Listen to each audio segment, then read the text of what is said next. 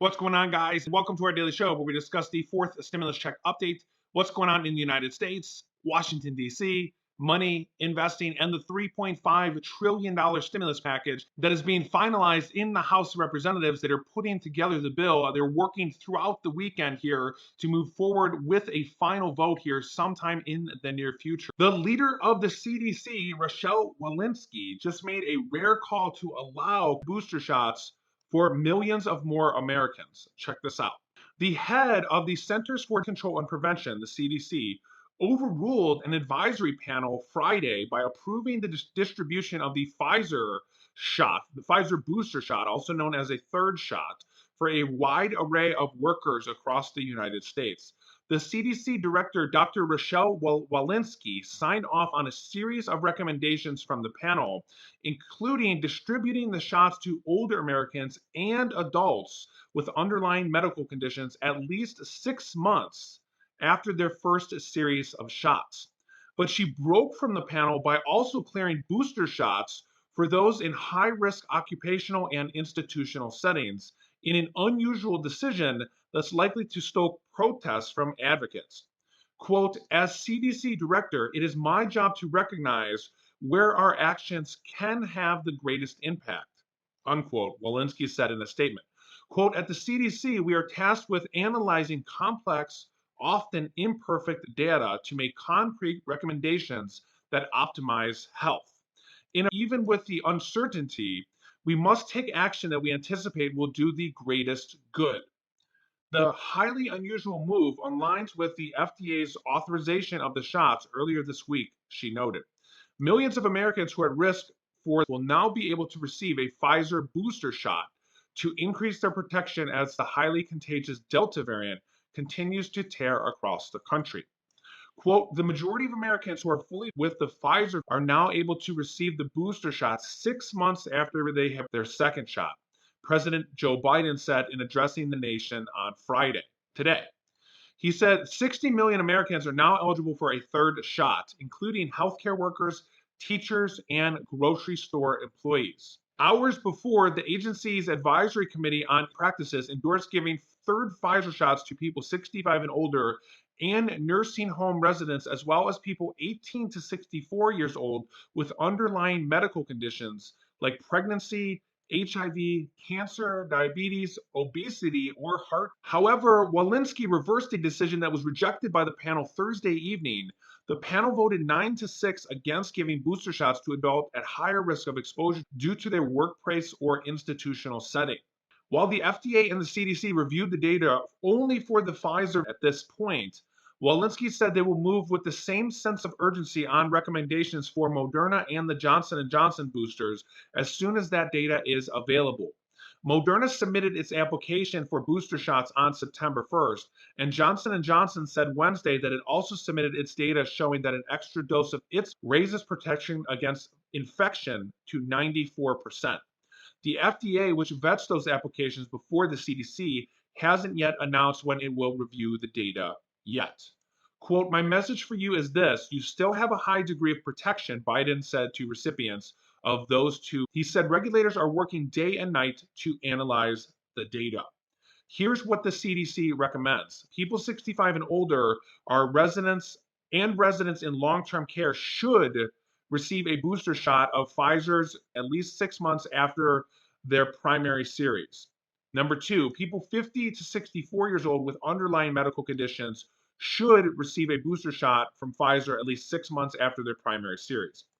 People 18 to 49 with underlying medical conditions may receive a booster shot at least 6 months after their primary series, depending on their individual benefits and risks. People 18 to 64 who are at an increased risk for exposure and transmission because of occupational or institutional settings may receive a booster shot of Pfizer at least 6 months after their primary series based on individual benefits and risks. Earlier Thursday, the CDC advisory panel struggled over the controversial proposal to give boosters to the wide swath of the U.S. population. In breaking from the panel, Walensky has paved the way to distribute shots to nursing home staff, people who live or work in prisons, homeless shelters, frontline health employees, unpaid caregivers, teachers, and other essential workers. Dr. Pablo Sanchez said before voting against the proposals, he says, quote, I mean, we might as well just say, just give it to everybody age 18 and over as a counterpoint. Let me know your thoughts down below in the comments. It does kind of seem that if you want a third booster shot, you might be able to get it for most conditions. Let me know your thoughts in the comments. And just to give you a quick update on how well the country's doing with cases right now, Wisconsin says that children account for more cases than any other age group. So children are actually more cases in Wisconsin than adults. Yeah, kind of crazy. And in the US, we're averaging about 134,000 cases per day on a 7-day average.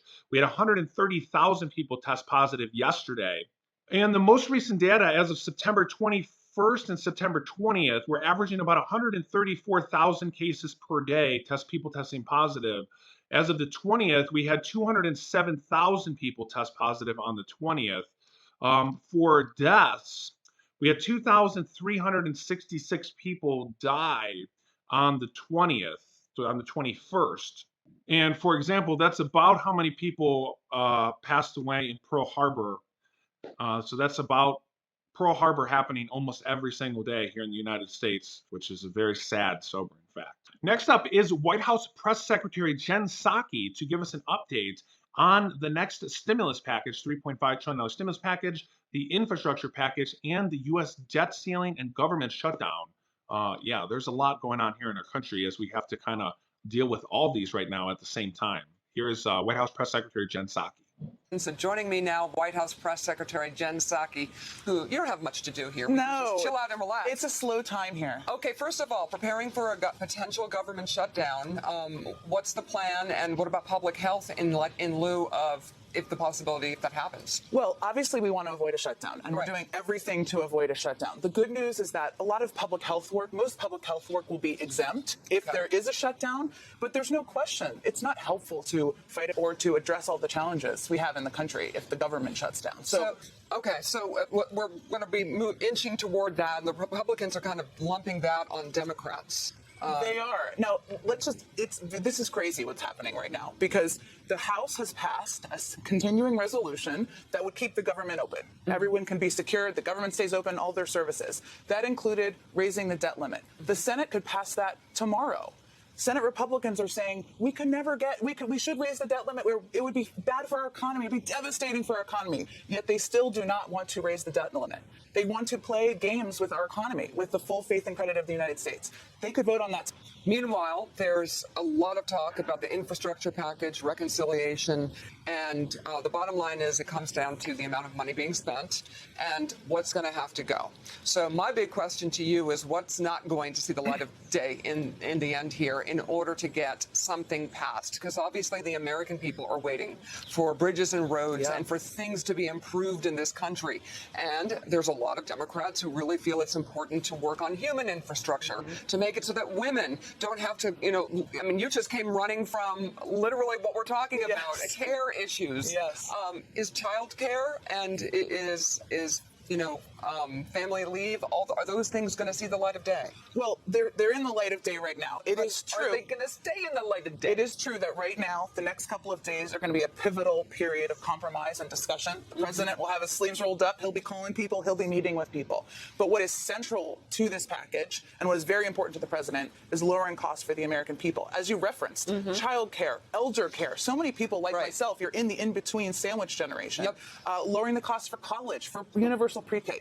Those are all pieces that are important to the president, as are rebuilding our roads, rails, and bridges in these two packages. He also knows there has to be compromise, there has to be negotiation. The good news is that most Democrats agree we have to lower all those costs. Childcare, college, preschool, that's important to people across the country, regardless of your political affiliation. The question is really the size, as you said, and that's what they're talking about now. So something is going to have to go.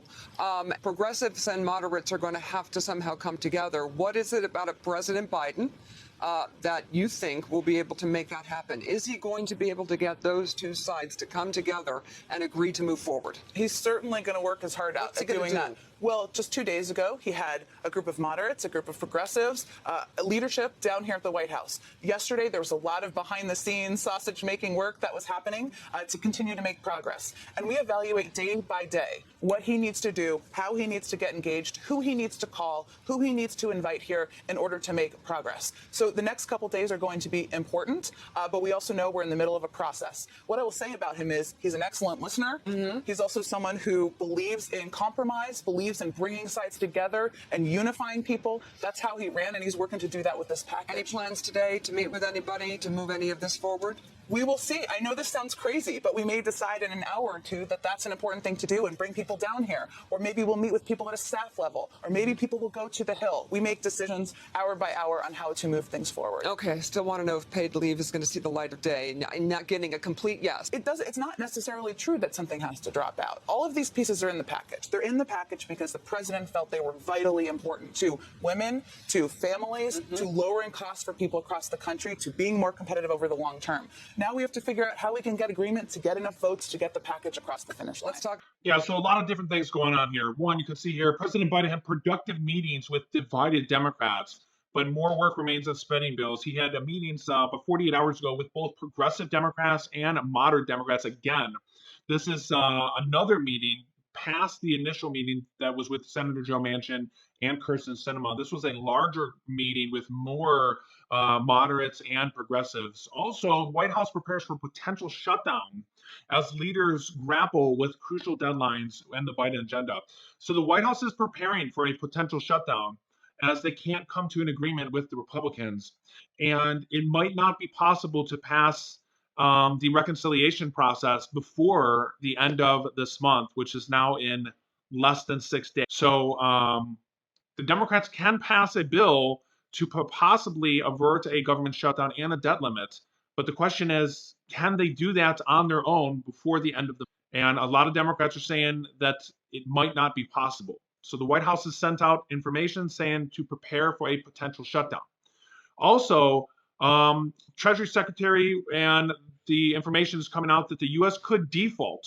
Remember, the default, the debt limit ceiling, and a U.S. government default is different than a government shutdown. The U.S. could default on debt as soon as October 5th, according to a new analysis. Remember, the government has never defaulted. The government has never defaulted, and a U.S. default on debt is basically essentially the same thing as going bankrupt, or essentially the same thing as running out of money. The government would not be able to pay its bills. We've had Senator Bernie Sanders on the show yesterday that Social Security payments could be in jeopardy because if the government doesn't have money, they might not be able to pay out Social Security. They might not be able to pay payments to the military. They might not be able to pay payments to child tax credits. Any type of money that comes from the government could be in jeopardy. Now, mind you, I say could be because the government has never defaulted. So we don't know exactly what could happen because it's never happened before. We've had government shutdowns before, but a government shutdown, which is going to happen on September 30th at midnight or October 1st at 12:01 a.m. We've had government shutdowns before. They're bad. But a government default is much, much, much worse. Treasury Secretary Janet Yellen said it would be terrible. It would be the worst thing potentially to ever happen to our economy. It's akin to the government just running out of money. It would be like the U.S. government's telling the world that we can't pay our bills, we have no money. Or the government saying we have some money coming in from whatever money's coming in, but we don't have enough to pay our bills. And we have to pick and choose what bills. Like I said, that's the worst case scenario. That is the one thing we do not want to see. And you heard White House Press Secretary Jen Psaki say that we had the vote in the House, and we covered that here on the show, I don't know, maybe about 48 hours ago or so, where it passed in the House. 220 Democrats voted yes, and 211 Republicans voted no. There was one non-vote. One Republican didn't vote. And all the Republicans voted no to the bill. So all the Republicans voted to essentially let the government default. Now that bill passed the House because the Democrats passed the bill on their own, but that bill is going to have to go to the Senate. That could be voted on today. That could be voted on tomorrow when they decide to vote on it. But that bill will not pass the House. It's a combined government shutdown bill and a debt limit raising the debt limit. That bill will not pass the Senate unless they get 10 Republican votes. And remember, they didn't get a single Republican vote from the House out of 212 Republicans, and there's only 50 Republicans in the Senate. So unless they somehow magically change the Republicans' mind, that is not going to pass the Senate. Now, the Democrats can pass a bill on their own, and this is what Republicans are saying. Republicans are saying, well, the Democrats should just do this on their own. And in theory, that sounds okay, but the reconciliation process is this big old process that has required hours of debate on the floor, and this stimulus package that not a single Republican wants any more stimulus for Americans.